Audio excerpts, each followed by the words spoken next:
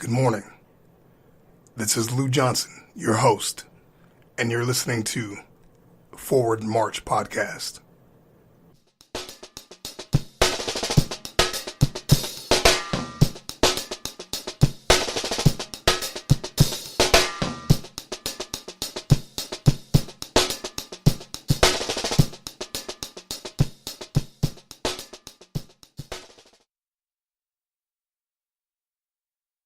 Life is pretty amazing. Every day offers an opportunity to meet new people, to travel to new places, and to seek new reasons to wake up and do it all again tomorrow.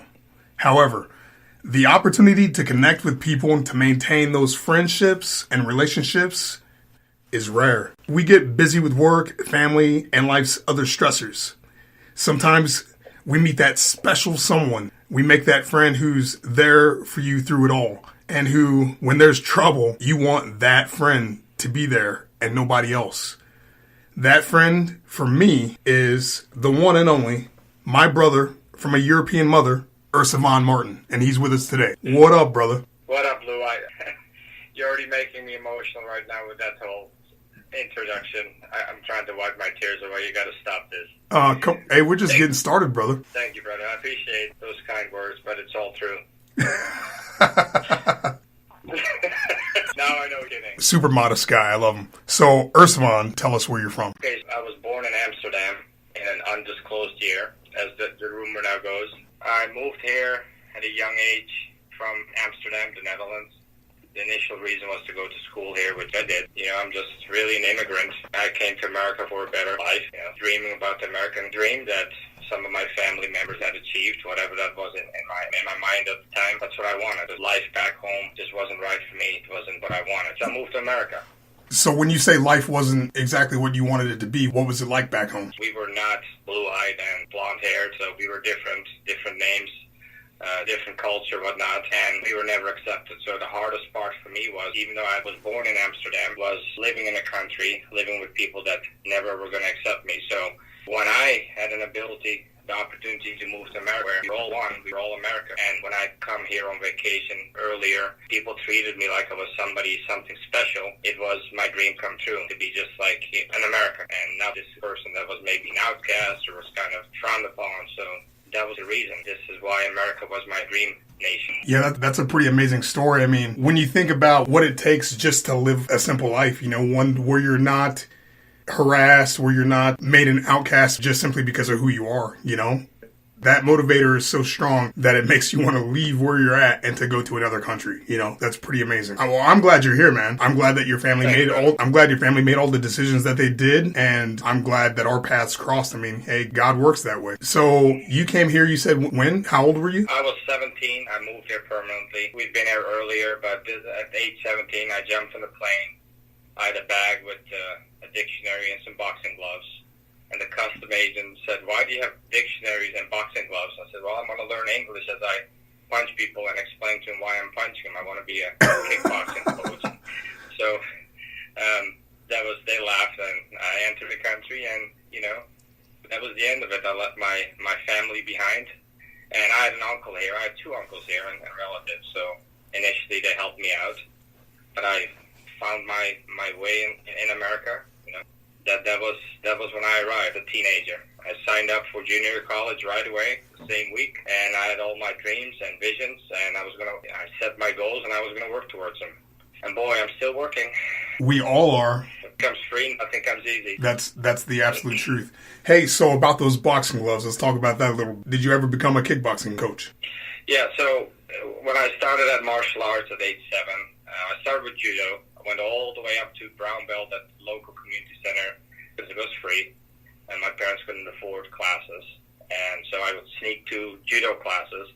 Then I turned into karate, and soon my karate, at that time in the 70s, early 80s, Muay Thai, kickbox, big in Holland, or in Amsterdam at least, mostly practiced by the little hoodlums like me, I would say. I'm just joking about that, but it's true.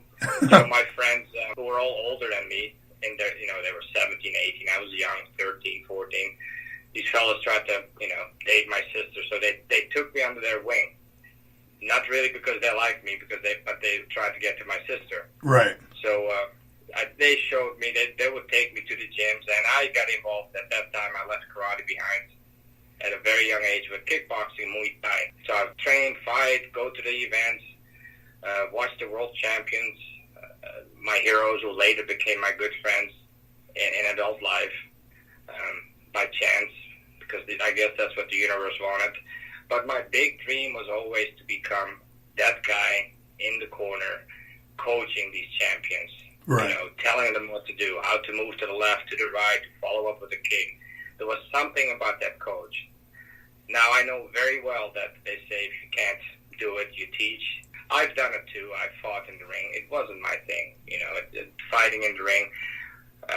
Physically, I didn't have enough air. I just wasn't that top athlete to be a professional fighter. But I did become successful as a coach. And so to answer your question, yes, I did become a coach, trained people in martial arts for a long time, made a living, turned out a few champions. So, yes, I did make that dream come true. Dude, that's pretty badass, especially to set that goal so early on and to follow through. That's just beautiful, brother. What happened was I was working in my uncle's shoe store at the time, at a young age, going to school for the first few years when I moved here.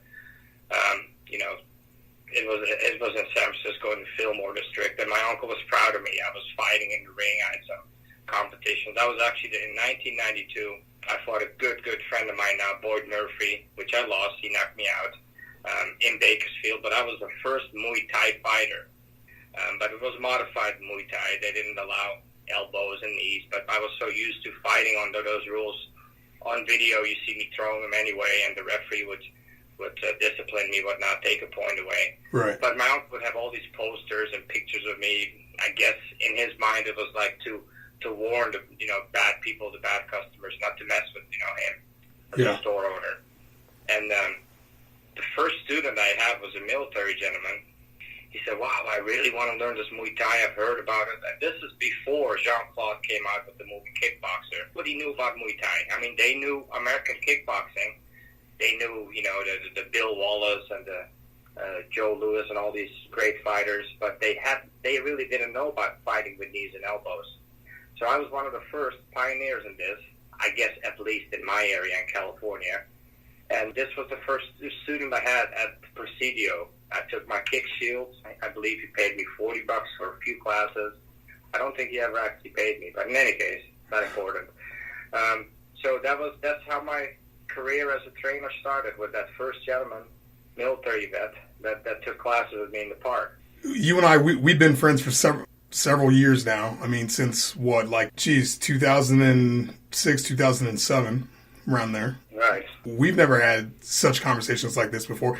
I think that's one of the great things about hosting this show is I have reason now to ask questions of the people who I love and care about that I wouldn't typically ask. That we haven't seen each other in years because I can't manage to stay in one place. You've been in the same place as long as I've known you. So I know where to find you. I just keep ducking and moving so I don't get hit. Even back in the day, we weren't talking about these things. We were getting together, we were eating, we were laughing. You were playing the most amazing music I've ever heard. You were trying to hook me up with women. I mean, all the good things that a friend should be doing. And I love you for it. So to have the opportunity to sit here. I'm known for a matchmaker. You are the millionaire matchmaker. You're the hood millionaire matchmaker. I love it. We wouldn't be talking about this outside of this. I mean, maybe now because we're both old as shit. Let's face it. We care more about our time once we seem to, realize our own mortality, right? So it means more to us to have conversations like this. And that's why. Hey, what do you mean? What do you mean, we white man? I'm not old. Yeah, I know black don't crack. I know Ercivan. I know you look good, baby. I know you look good. You're a stud. Yeah, man. Hey, I learned it from you. That's all I know. You get on a plane. You come to the States. You got your boxing gloves. You've got a dictionary so you can learn English. You go through the series of teaching and fighting. And you had another career as a police officer in the city of Oakland, correct? That's correct. And I know because that's where we met. Did you always want to become a cop, or is that something that just kind of fell into your lap, or what's the story with that? How'd you go from kickboxing to policing? I was always intrigued as a child, young child, 5, 6, 7, 8. And you see that in these these pictures when I was about that age. I'd have military or police clothes. In any case, it wasn't until I was age 13 when we were on vacation with my family and these terrorists, they decided to kill people and throw a bomb, and I was injured. Shrapnel hit my body, bullet grazed my head, I got a big chunk still missing. Everybody always asks, what happened to your head? So it wasn't until we were at East Station injured. That's, I guess, how they do things there. They were trying to question us, but at that point, 2 undercover officers, big, strong, burly men, mustaches, had one of the suspects detained. And I'll leave it at that. They had him detained. But, you know, in Europe, even though people think European police is sweet and polite, now when it's showtime, they go down. So they had this fellow detained. And I felt safe as a little child injured after a horrible terrorist attack. And I think that really triggered that dream of, I wanted to be one of those guys, catching bad guys. But that dream, that vision was so far out because, you know, how was I ever going to be a cop, especially after I moved? I mean, being an American police officer, as we know, is extremely difficult, or at least it was. I really don't know how it is now. It seems like they're hiring everybody just to meet the numbers. But in any case, that was just a dream that probably I could never achieve. But I guess if you visualize and you make the right connections and you do the right thing and follow your heart, you can make it happen. And I made it happen. I think it's just something inside of you, Ercivan. I think your will is so damn strong that you just set your mind to things and then you make it happen. Like you said earlier, you know, you make a plan and, you know, you arrange for it to happen. I don't know, it's kind of like a little Marine Corps thing. It's like BAMSIS, you know, begin the planning, arrange the reconnaissance, make the reconnaissance, complete the planning, issue the order, and supervise. It's an old Marine Corps acronym. But it seems like, from what I know of you, at every step that's what you've done is you've begun the planning, you arranged your reconnaissance, you made it, and then you completed the planning, and then you issued the order, you know, which is execute, you know, go through and do it. And that's how you get to be a successful individual and have a successful family, because I know you've got 2 kids, and I know that they're amazing. I see them on social media all the time. They're both freaking lovely, and I know that you've instilled the things that you've learned and that your wife Jenny have learned into them, and that's going to be passed on from generation to generation, and it's just great, man. I love it. It's good. It gives me chills. That's true, all that you're saying, but this quality is not unique to just Ercivan or Lou, because you and me were alike, and this is what I always try to explain to people that ask me, you know, for advice, or like, Urs, how did you do all these things, you know, that you wanted to do? You made your dreams come true. I'm trying to explain to them that it's not just me, or it's not just the hard work or whatnot, the vision. We all have this quality, this visualization, planning, executing. But what it comes down to is power of the mind. Now, yes, I've been able to do a lot of good things in life because of the power of the mind. However, I got to tell you, my friend, I've also attracted a lot of bad things in my life with the power of the mind, with negativity. And the main thing I want to tell you is I know for a fact, back about 15, 18 years ago now, I got cancer because my whole life, the C word, cancer, was my biggest fear. At some point as a child, I saw a movie, some doctor on TV got cancer, and for some reason that really, really scared me. Right. And anytime I'd have a little pimple or something wrong, I thought, oh my God, I'm dying. Well, guess what, my brother? That fear over the years, at that age, at 29, I got thyroid cancer. So thank God I beat that with the help of doctors and, you know, surgery, and, you know, I have this big tumor in my neck. But coming to my point is that the power of the mind, good or bad, that's what, you know, there's a lot of these motivational speakers now on Instagram, Facebook. Everybody knows, and everybody, which is great, you know, helping people, giving. But, you know, we don't really need them. We don't need to sign up for the Platinum program at $100 a week because I'm going to be your life coach. And because if you're open enough and you're willing to learn and look into yourself, we have that power, you know, to put aside mental health issues, put that aside, put aside not being able to function because for whatever reason, but a normal, functioning, healthy person can become a success in life and can become a failure also. It's really power of the mind. So are you talking about the power of overcoming adversity through introspection, which is what this podcast is about?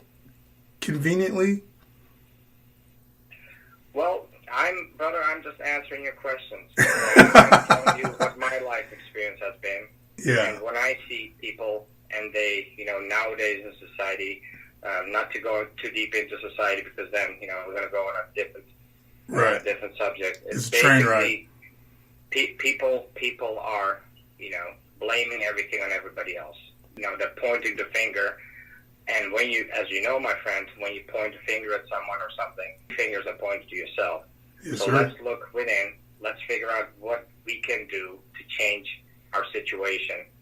Years ago, when I first started out, I was hired by this company called Transamerica as a salesperson selling life insurance. And that was the first time ever in professional sales hired by corporate America. And I asked the sales manager, I said, "Sir, I just can't do this. I cannot get on this phone and get these prospects."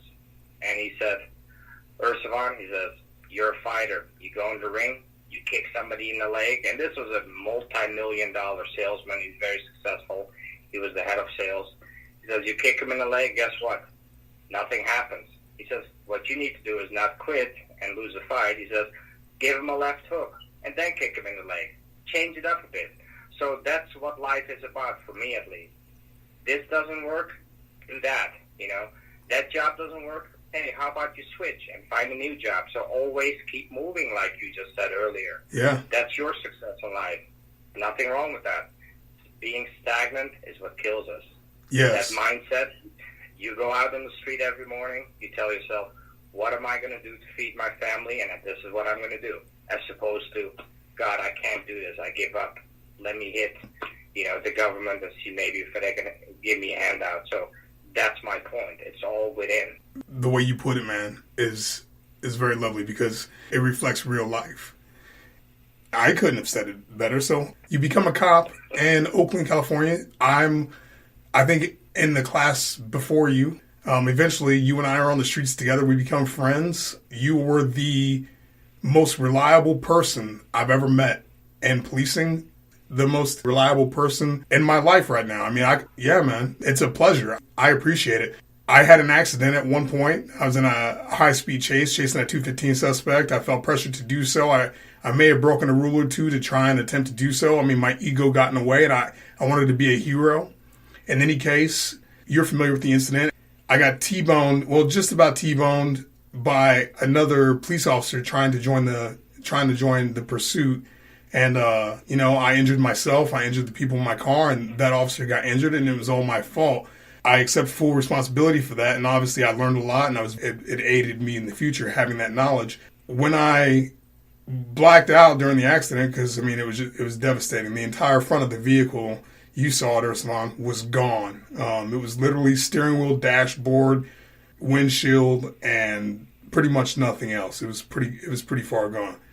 The first thing I remember is firemen, Oakland Fire, prying the door open, trying to cut my boots. And I said, "Hey, don't cut my damn boots. There's a zipper." And so they unzipped my boots. Like that was my concern. Then they tried to cut my pants off. And I said, "Don't cut my pants off. I'm wearing red underwear. I'm not going to be on YouTube. Everyone's going to see me." The next thing that I remember is asking for you to be there. I was asking, "Where's Ercivan?" That wasn't the first time I've had to call upon you. There were plenty of times where I was being stupid and again trying to be the hero, which I often did. I don't know, man. I was young and stupid. But I'd have a walk and stop on 7 or 8 guys, and I knew one had dope. I knew at least one of the 7 or 8 had a gun on them. And I was like, yeah, I got to walk and stop on like 8, because that's how I talk in the police radio, and the dispatchers hate it. And I'd hear Ercivan, who was working the patrol wagon at the time because he was taking some time to just relax or get some overtime. And I hear Ercivan answer up to come in. "Yeah, I got that cover code 3. And I'm like thinking, he's in the wagon. I'm like, and then it's like, I'm like, how's this going to go down? And sure as shit, within seconds, I hear screeching around the corner. I'm like, oh, my cover's here. I'm like, and it's Ercivan. I got no worry, man. Even if all 7 of these dudes jump on me, it's going to be a bad move for him because Ercivan's going to take care of it, And that happened more than one time where I call on your help, man, and you're working a wagon on OT or something, and I'm like, yeah, let me get some code 3 cover. And I hear the wagon already en route. Those were the best of times, and those were the worst of times. So my brother Lou, I think you're being hard on yourself. It's not that you were stupid or young, wanted to be a hero. So just to kind of keep it light after a specific use of force incident, yeah, we won't go into that. I was told to go talk to a doctor, I guess, but that's the standard policy that you, after in certain incidents, you go talk to doctors. Anyways, so he says, why are you here? You're a good guy, so what's going on? What happened? Tell me more. In any case, I said, Doc, I'm always in trouble. There's always something going on. I just can't, I have to be the first one. I have to be the hero, and look where I am now. He says, Ercivan, look back at your childhood. He said, there's you and there's some other officers like you, good officers, and you guys will always be in this spot. You'll always see me. I said, why, Doc? And he said, it is how you're wired. Look at your childhood. Look at what you are now 40 years later. You are just who you are. Do not be hard on yourself. So having said that, Lou, it's not that you're all those things. It's how you're wired. You have that heart. You're a warrior. You want to do right, Lou, is what it is. I look back at my childhood sitting on this chair, or that's what it was. It wasn't a long couch, whatnot. And I look back, I close my eyes, and I realized at age 7, I was in front of the lines telling my fellow elementary school friends, attack, move forward, everybody charge. We were, having a dispute with the competing elementary school. So, no, brother, it's your heart. This is how you were created. This is who we are. So, the accident was very unfortunate. A lot of cars actually were involved. I was one of the few that wasn't, for some reason. I had many car accidents, but that day I didn't. The universe, God help me, I guess. Yeah. But my eyes are watering now, because I remember you calling for me specifically. I came running with my crowbar, and Sergeant Nick Riley was like, what the hell are you doing, Martin? Get out of here with your crowbar. Calm down. We got this, because I was going to break the window with this crowbar and take you out, and save your life. But, yeah, I remember that very well. Man. And I'm proud of you. I mean, you are that hero cop, is the bottom line.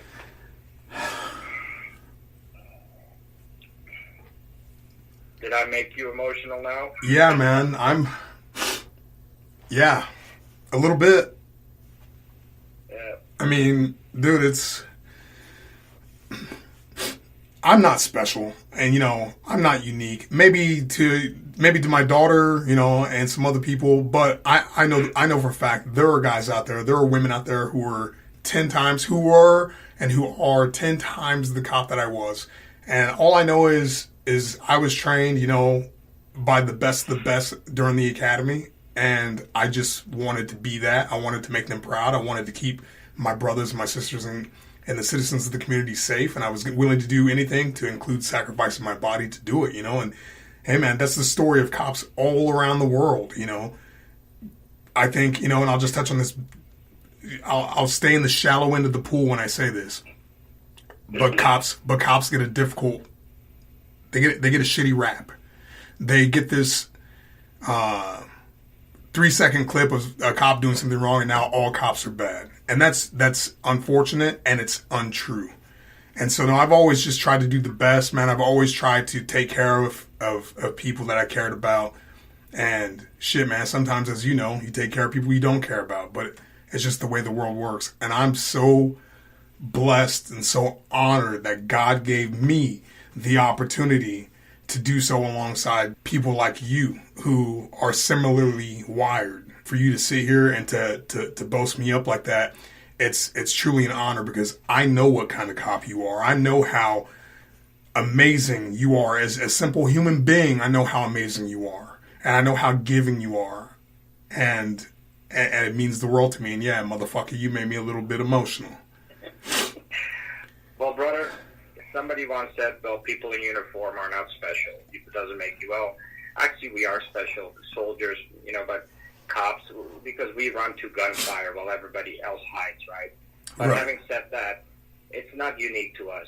Doctors are special, teachers are special, social workers. I mean, yes. Anybody that, in my opinion, Lou, anybody that's willing to do good in life, to humanity, to bring world peace, to help a musician, a person that teaches music is special. Just do good. Happens that the fireman fights fires. You know how that can turn out. A soldier takes gunfire. You're a vet. You fought overseas. You know how that. I've never had an opportunity to do that. I always tell my wife, at this age, I would fight, but I'm a little bit over age. But in any case, and a cop fights a war on the street.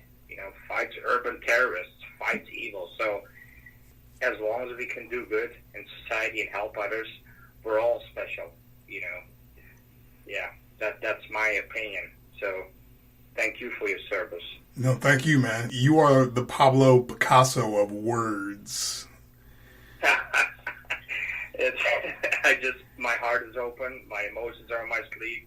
One of my partners used to call me an emotional asshole, and he was right.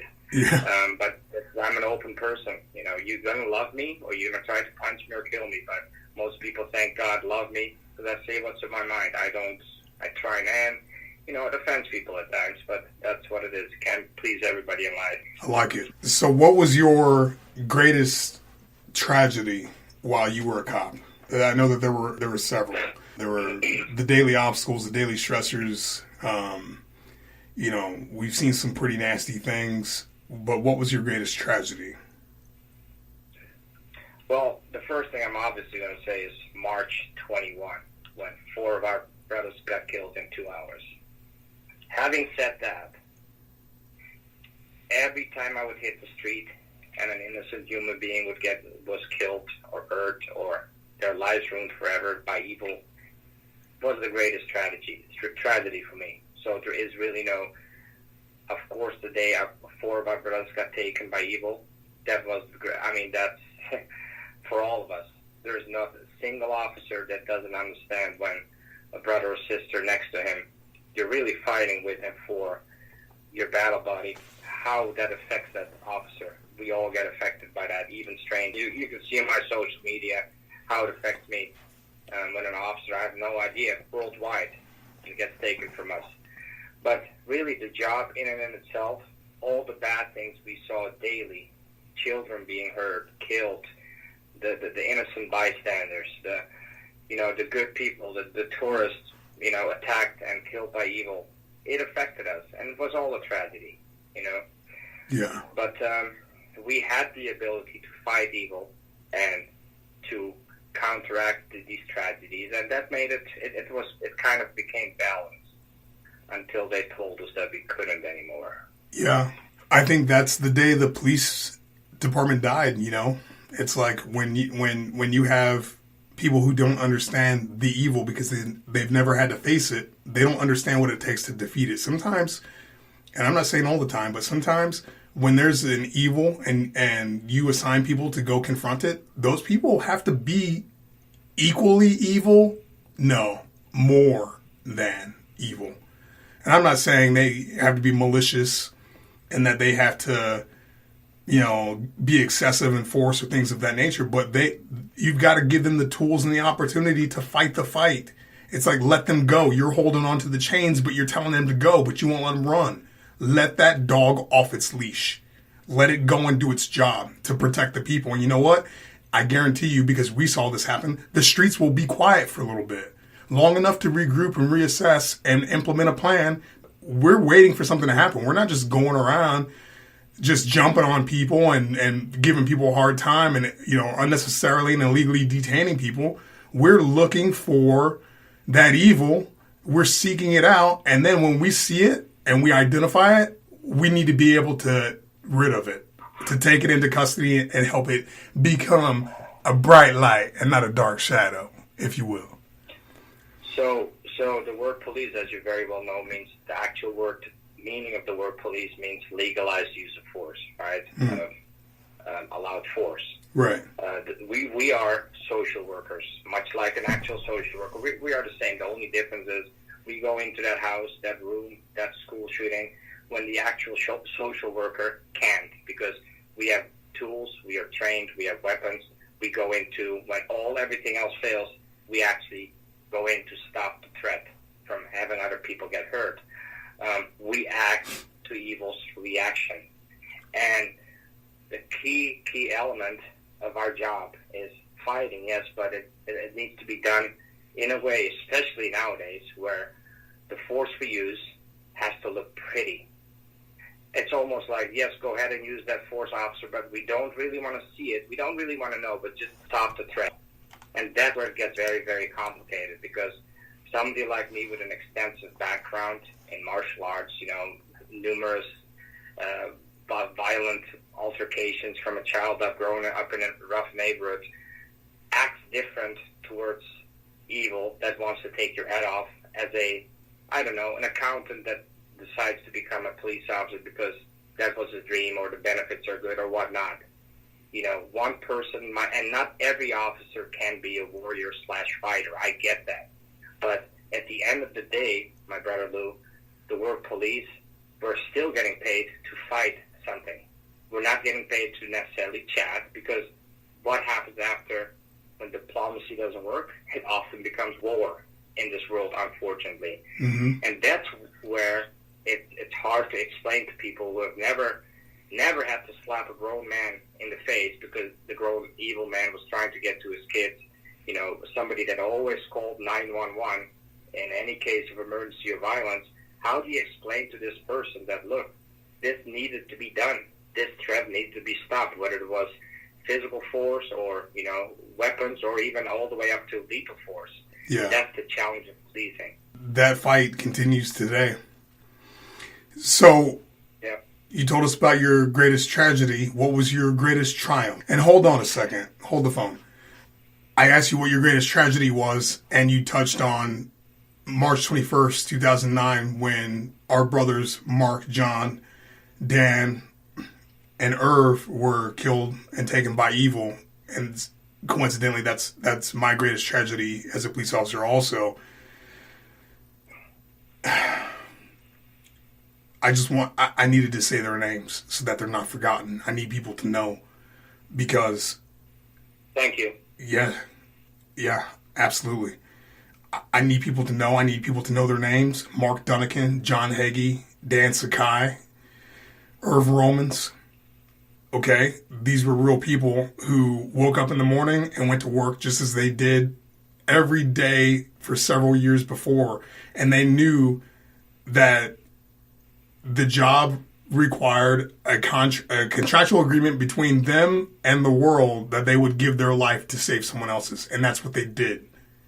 And it's not fair. Life's not fair. But they did it. And police are still doing it today. So when I say the fight continues, guess what? The fight literally continues every day. We've lost several... Right. And I'm going on a tangent, so I'm going to reel it in. But we've lost like 3 cops have been killed in the last week. It's ridiculous. We need to take care of each other. Okay. Rant over. What was your greatest triumph as a police officer? So, this is what I was thinking about. I was going to say, and you're going to say, Urs, stop kissing my ass. But I'm just going to say, my greatest triumph, my brother, being able to be with my family after the war we saw, having survived Oakland PD, the city of Oakland. Yeah. But to have made friends like you and so many other great friends for life. And, we don't get along. We're a big family. We don't get along with, sometimes family doesn't get along. We're not all friends. But at the end of the day, I know for a fact, even those people we don't get along with at this point for whatever reason, we're still brothers and sisters in blue.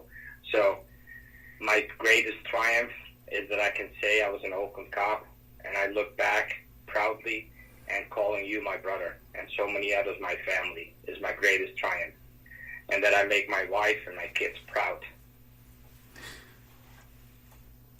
I'm not crying. You're crying.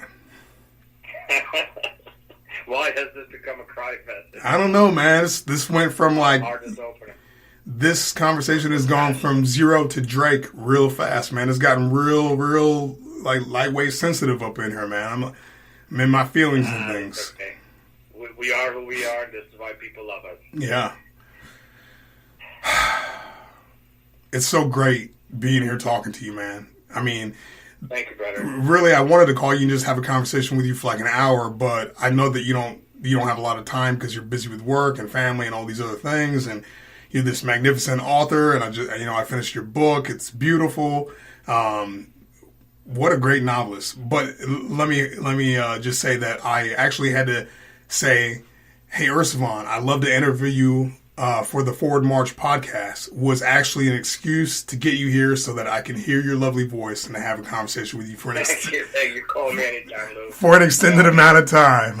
So thank you for being here. I just mentioned that you're a really great novelist. Was this your first book? So yeah, this was my first book, and I'm working on my second. Okay. Very excited about it. Okay, cool. So the book is called Ghost Town, and it's a novel written by you. This is your first one, and I'm going to tell you right now. I mean, you can read my Amazon review. There was no fluff there. There was no fluff at all. You write like you've been doing it your entire life. The way that you tell stories, and I'm sure our listeners have figured it out by following and listening to this episode, but you write like a true storyteller, like someone who should be doing it. Someone who should be. You write like you're in the corner telling that fighter to move left, to move right, to throw a hook, to throw a kick, to put up a block. And it's beautiful. What was your motivation behind writing Ghost Town? Oh, my wife Jennifer says it was pure anger. Yeah. But it wasn't. Hey, brother, it's a rhetorical question, but the listeners don't know. So it actually wasn't anger. It was a lot of everything. I have one of my good friends, a good friend like you are, Jerry Thompson, he's a book writer himself. He's an editor, owns a few bookstores, I believe. Anyways, I would always meet with him at the bookstore because I love reading at times when my ADD allows it. And I would tell him stories, and he would say, Urs, you need to put this in a book format. Do something with it. I go, no, man, nobody wants this. He says, yes, they will. It's our side of the story, your side. And so one day I just sat down, and out of frustration, sadness, emotion, I said, you know what? I'm going to do this. And it took me 5 years. My friends would laugh when I'd tell them I'm writing a book. To go, yeah, whatever, Urs, you barely speak English. How are you? Well, who's going to be a ghostwriter? Who are you going to have that translate? And I would laugh, but, I went through a few editors. In the end, my wife came through. Some editors were like, there's no way I can write this. There's no this kind of violence. There's no way this person would slice his grandma's head off. Here's your money back, Ercivan. I can't do this for you. Right. And I would go, just so you know, that person was actually in the back of my car. And I said, but that's fine. I understand. And so my wife helped me edit the book in the end. And she pretty much had to rewrite. But the story is mine. It's fiction based loosely on experiences. And anybody could have done this. It's all in the paper. And I was embedded for years with the department. So it's not something that I'm so great and special. It's just, I just put my mind to it like many things and did it for us. It's our story for every officer so people can see what actually really goes on in a fictional format. Yeah. I loved it. It's not a short book. It's not a book that's too long to read. 325 pages. Human trafficking, murder, corruption by city policymakers, police oversight. I mean, it's amazing. And I'm glad that you're working on a film version of it because guess what? Sir. Because sometimes people they receive the message better when it's on TV. It's like there are a few people nowadays, especially in these some of the younger generations, who are like actually reading books.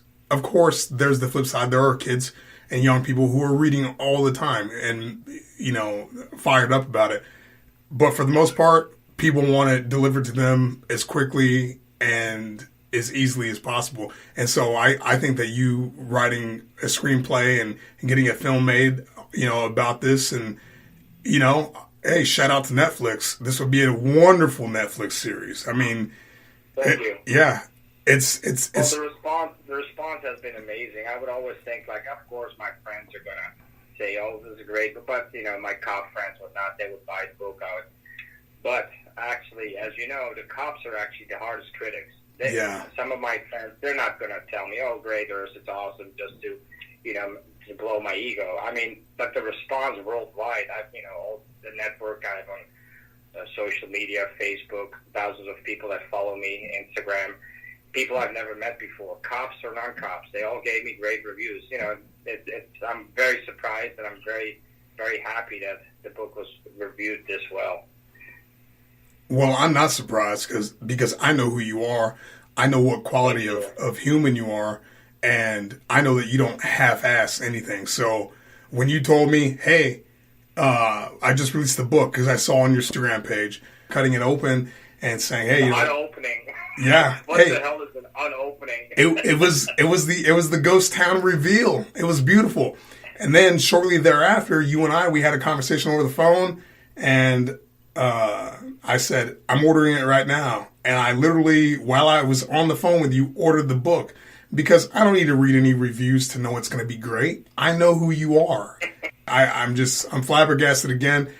It's a beautiful book. I'm telling my listeners right now, Ghost Town, it's by Ercivan Martin. It's a thriller. If you want to be intrigued, if you want to read one book this year, professors at colleges, if you guys want to assign a book reading, this is the book, Ghost Town. It's available on Amazon. It's reasonably priced. I'm telling you. You might look at the price and go, oh my God, it's too high. But I'm telling you, it's reasonably priced. It's Kindle too. We also have Kindle. Oh, nice. Bad eyes, yeah, so. Get your digital copy on the low cost of things. But this is not about the money. The money always comes in life. It's what we do these things for the love and passion to spread the good word. Yeah, I agree. I love a book. I like to hold a book in my hand. You know why? Because holding a book in my hand and turning page to page, and it's not a difficult read. It's a beautiful read. It's so. I believe it's a picture book, right? Isn't it, Lou? It is. It's a pop-up picture book, which is my favorite. At the end, on page 325, is a pop-up gingerbread man, and you get to eat him. It's the most beautiful thing ever. No, but you know what I'm saying. It's an easy read, and to have that book in your hand and to understand, I've got 325 pages to read. Let me tell you something, folks. Before you know it, you'll be done, and you'll be like, wait, did he say he was writing a second book? Because I want it. Thank you. Yeah. Thank you. Absolutely. Bro. Man, I love you, man. I love you too, brother. All right, well, let's wrap up. Where can people find, and I know I may have touched on it, but where can people find your book? I know you're on Amazon. Where else are you? So they can contact me directly on ercivanbooks.com.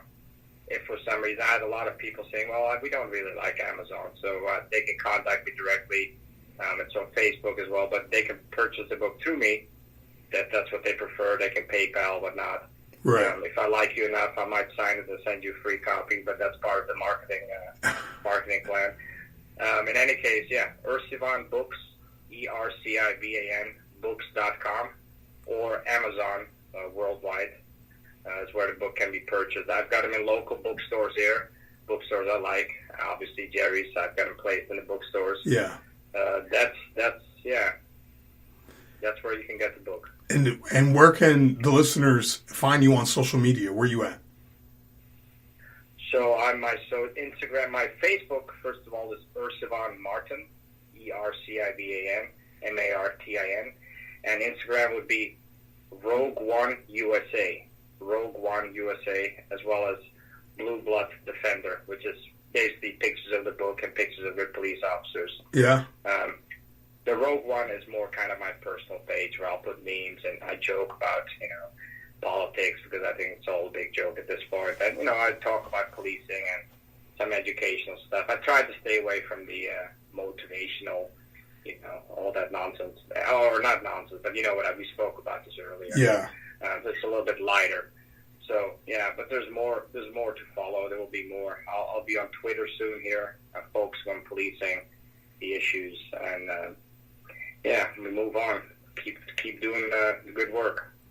Yeah, that's great, man. The work that you've done has been more than exceptional, and the fact that your family had to uproot and to move here to have a better life, to give you a better life, is probably the most amazingly beautiful tragedy that has ever happened to this country, and I'm so glad that it happened. I'm not happy about what it took to get you here, but I'm happy that you're here, and I'm sure that you're going to continue to be an amazing benefit, an amazing protector, an amazing educator of society, and we should be damn lucky to have you. So thank you, brother. Thank you, and thank you for giving me this opportunity to put me on your show to promote myself as well as the book and yourself. I wonder if people know you're actually also a stand-up comedian and movie actor. I have done a little bit of stand-up comedy. I was injured for a year, and that was my thing. I couldn't sit on the couch, and I said, you know what? I've got a pretty disgusting sense of humor. Let me share this with the world. Let them eat cake, I think Marie Antoinette said, or some shit. I don't know. But in any case, yeah, and I've been in a few movies, man, just 19 of them. And, you know, I kind of took a hiatus because I got tired of being hired as cast member 32, number, you know, cop number freaking 15 or whatever. So I backed off for a minute. And I'm interested in real projects with storytelling and where, you know, bad guys can become good guys and good guys can become bad guys. Anyways, you know what I'm saying. I'm not trying to die during the opening credits. Let me have a role. Give my guy a character, like a true character. You got it. You're in. Yeah. Perfect. See you on set. I'll bring the red vines because that's what they always have on set is red vines. I don't know why. All right. So real quick, Ercivan Martin. His book is Ghost Town. It's his first novel. It's amazingly beautiful. Like I mentioned earlier, he's on Instagram as Ercivan Martin, ERCIVAN MARTIN, and also as Rogue One USA. And yeah, I'm Lou Johnson. I'm your host. You can find me at forwardmarchpodcast.com. Also, King of Second Chances on Instagram. And I've got the, of course, podcast account, Forward March Podcast. What else do I got? Damn. I'm out there. Anything Forward March Podcast, I got that shit swept up. And if you come across something Forward March Podcast and you try and pose as me, I'm going to send Ercivan over to teach you how to fight. No, I'm retired. No more fighting. All right, well, then disregard my last. I love you, brother. Thank you so much, sir. No, thank you.